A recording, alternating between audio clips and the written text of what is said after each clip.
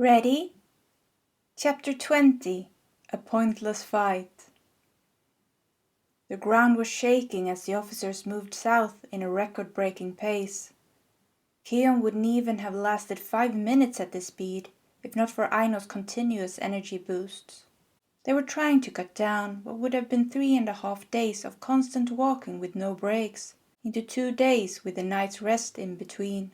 As the sweat was pouring down his face, Keon desperately wished for cold water to shower over him. He looked over at Atle and Joa. They both looked a bit worried. Well, at least he didn't smell half as bad as most of the mages. It was hard to get used to the constant odor of death surrounding him. What's that? Keon squinted his eyes to try and figure out what he saw in front of him. Are those trees? It doesn't look like a normal forest. As they came closer, Aino could recognize what it was. It's apple trees. Loads of them. I bet this was a business in the old world. I wonder if anyone takes care of it now. The trees look really overgrown. So many ripe apples. He smiled. Are you hungry, Keon? It didn't take long for the officers to pick every single apple they could see. What they couldn't munch down, they took with them. Keon felt a surge of happiness flow throughout his entire body, such a surge only food could bring. It was once again getting darker as the sun disappeared behind the horizon. It's time for some well-deserved rest.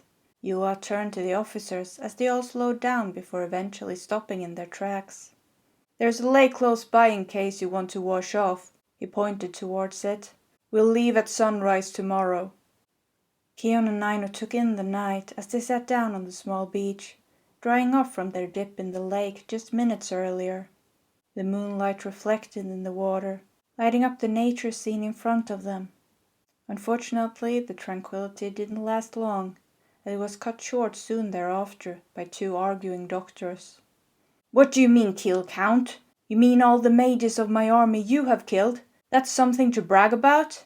Unlike you, I take the title of doctor seriously. I don't kill anyone. I heal them. The normally laughing Grima sounded angry. Insulting my ethics, are we? Just because I'm a better fighter than you doesn't give you the right to go after my character. Ossian sounded just as angry. Better fighter? You're not a better fighter than me, Grima shouted at him. Oh yeah? You and I. Right here, right now. Show me just how good of a fighter you are, he shouted back. I'll show you all right. I'll show you good. Grima threw his fists in the air. The commotion attracted the attention of several of the officers who came running. As more and more joined cheering on the contestants, both the doctors seemed to regret their choice. They both exchanged unsure looks. There was no way they could back out now. Suddenly Lia appeared next to Keon. He jumped backwards as he saw her. She turned her head and lowered her voice so that only he could hear her. You got our creator protecting you now, but I'll be there the moment she turns her back on you. Keon almost peed himself in fear. He turned his head towards Aino. Please don't leave my side. I wasn't planning to, she said a bit surprised and smiled at him. Ossian and Grima stood facing each other, guards up. They had both gone to the combined officer and doctor program as cadets. 6 years of studies had led up to this moment. Them both standing here, looking like fools because none of them knew how to fight. Compared to the ordinary cadets, they only had officer studies for 1 year. The rest were completely dedicated to medical studies.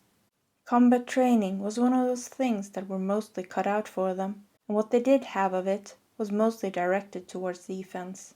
So now they both stood there, in the sand, with their hands up to protect their faces. On the side to them stood most of the other officers as spectators. Come on, do something! One of the officers complained loudly. Aino recognized him as Amund, the crying major from Banke's camp. Grima took a deep breath. He had to do something. This was starting to get a bit embarrassing. He lunged at Ossian, swinging his right fist towards his face. Ossian easily dodged it. The problem was that they both knew how to defend themselves, so to find an opening with the opponent was hard. Grima went for it a second time. He tried a left hook. Miss again. Grima looked around the crowd, but stopped when he saw Lia standing there, watching him. He winked at her, then BAM! Ossian's kick hit him perfectly on the right side of his face. Grimer saw Lia shake her head at him as he went down hard, the sand creating a nice dust cloud around him as he hit the ground.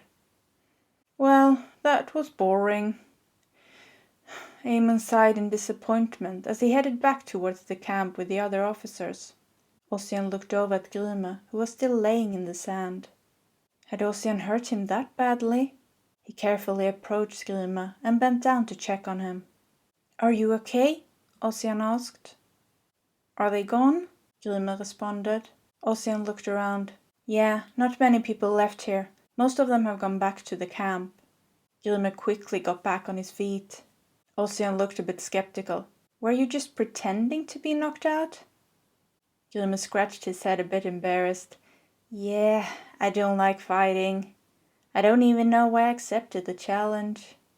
To be honest, I have no clue why I challenged you either. I'm not a fighter. I've never killed anyone either." Ossian looked a bit embarrassed as well. Grimer seemed a little bit surprised. "Then why did you ask about my kill count?" "Well, I heard some of the officers talk like that before, so I thought it might be a good conversation starter. I have a hard time relating to many of them. I know that you're a doctor as well, so I thought it might be easier to talk to you. It seems I missed the mark." He laughed nervously. Grimer shone up in his usual smile and laughed happily. "No worries. Not your fault you're socially inept. You can talk to me any time." He pounded him on the back before walking away. Ossian felt his eyes starting to twitch. "Socially inept?" Grimer walked up to Lia and gave her a big smile, which at this point was becoming increasingly harder for him to do, since the right side of his face was starting to swell up. "You could have easily guarded yourself from that kick if you had just kept your focus on the match," she commented. "That's hard to do when I got you cheering me on," he replied cheekily. "I wasn't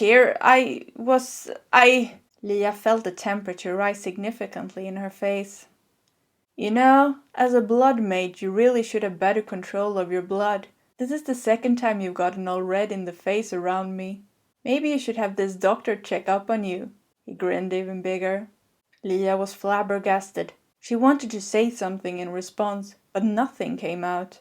Instead she just turned around and walked back to the camp, still as red as a tomato. "You like her?" Keon looked at Grimer with wide eyes once Lia was out of sight. "You don't like her?" the captain asked with his eyebrows raised. "The problem is more that she has it in for me," Keon replied. "She's giving you a hard time, huh?" "To put it mildly," Keon answered. Grimer put his hand on Keon's shoulder. "Don't worry. I'll take her off your hands soon enough. We're in a relationship. She just doesn't know it yet." He grinned and walked off. Aino and Keon looked at each other in disbelief.